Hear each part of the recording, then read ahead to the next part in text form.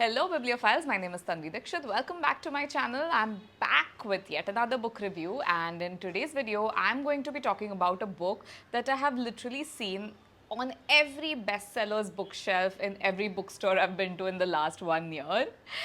Today I'm going to be reviewing the English translation of the Japanese novel Days at the Morisaki Bookshop by Satoshi Yagisawa, translated by Eric Ozawa. Before I get into the review, as always, a little something about the author. The author of this book is Satoshi Yagisawa. He was born in the year 1977 in Chiba, Japan. This novel was actually his debut novel that was published in the year 2009.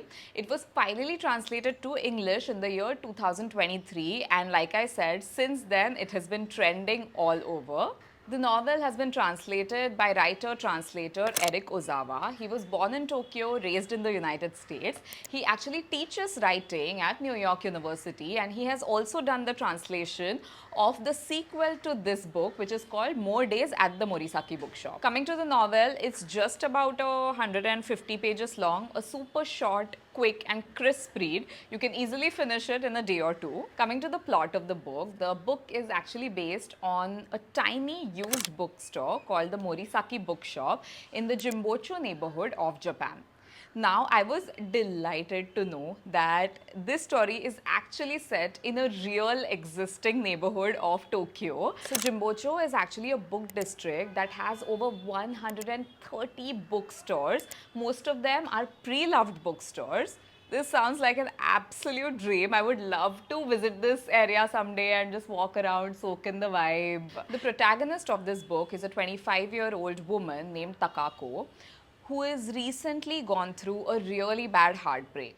So much so that she decides to quit her job. She just confines herself to her bedroom, not leaving her bed for days on end. She's just sort of trying to escape all the pain that she's feeling by sleeping it off. Suddenly, one fine day, she gets a call from her uncle, Satoru, who she used to be very close to at one point during her childhood, but they sort of drifted apart, and then she hasn't seen him or spoken to him in a while. So one day she suddenly gets a call from this uncle, and he kind of invites her to their family-run bookshop, which is the Morisaki Bookshop. On the call, he asks her to come and stay and help him run the family-owned Morisaki Bookshop.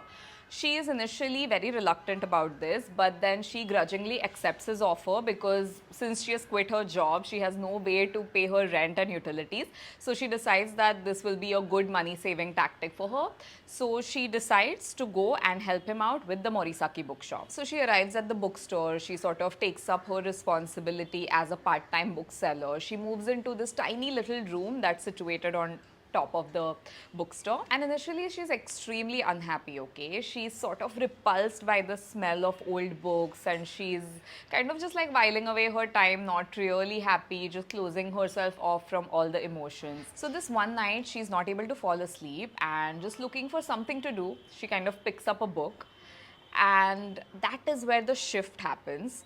She starts devouring book after book after book, just sort of overcoming her heartbreak, healing herself, finally getting a closure from her relationship as she goes on this journey of reading books at the Morisaki bookstore. Eventually, she starts to leave her bedroom, she starts visiting this nearby cafe where she makes friends and just overall finds herself through books. The second part of the book also introduces newer characters. So you have her aunt Momoko returning back into her life, and then there's like this sort of beautiful bond that is formed between these two women. So essentially the whole plot revolves around Takako, who is kind of this lost soul finding herself through her journey as a bookseller at the Morisaki Bookshop. First things first, let's talk about the good parts of the book. Now for me, the plot line, the basic premise of the book in itself is a big win, because as a book lover,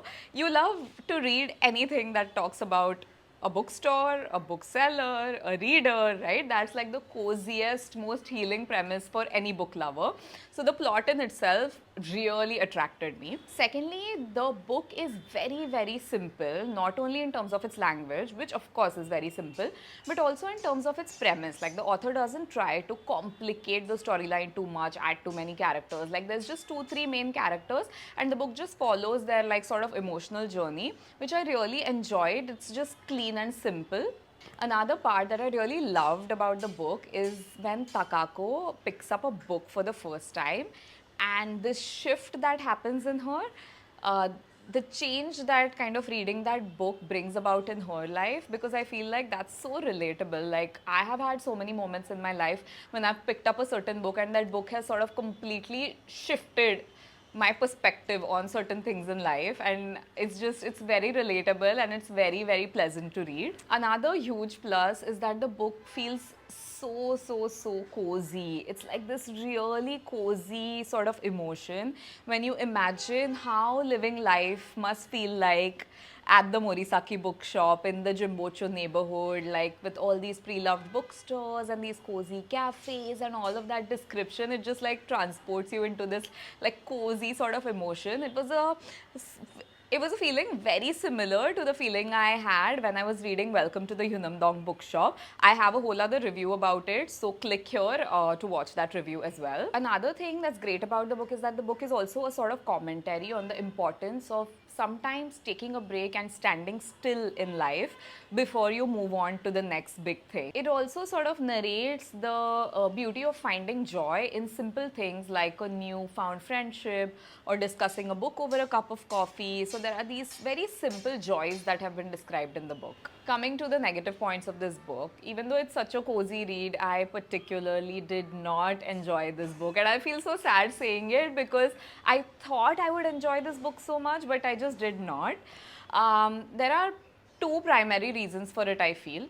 Number one, I feel like the book is way too short for me to completely feel any emotion or to completely feel any connection with a character. Like, a lot of times when I was starting to invest in an emotional situation or I was starting to connect with a character, the narrative abruptly jumps to the next sequence or the next storyline or the next situation. So I felt like a lot of these things were very abrupt. I was not able to fully invest emotionally in any character or any situation, if you know what I mean. And I really did not like the English language used in this book, and maybe the translator was actually trying to keep it as close to the original Japanese as he could, but somehow the effect that it gives in English is sort of very juvenile and very cringe. There were so many sort of conversations or passages in the book which were humorous. They were supposed to make you laugh out loud, but like that humor did not translate well in English at all. It did not make me laugh. I in fact found them a little cringe. A lot of the conversations also feel very forced and not how you would address each other normally in spoken conversational English at all. So I think my main issue with the book is that I did not enjoy the tone of the book in English, but I can't really comment on how well or not well the book has been written in its original Japanese version because I don't understand Japanese, so there's no way for me to actually compare.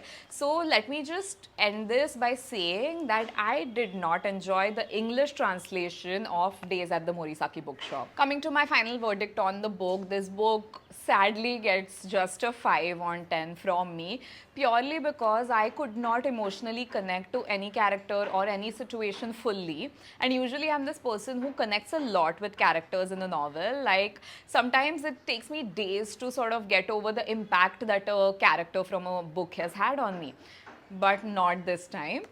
Leave a comment and let me know if you disagree with this, if your experience was different from mine. I would love to discuss that. I hope you enjoyed this review. I will be back with yet another book review in the next video. Until then, happy reading, and don't forget, hit the subscribe button.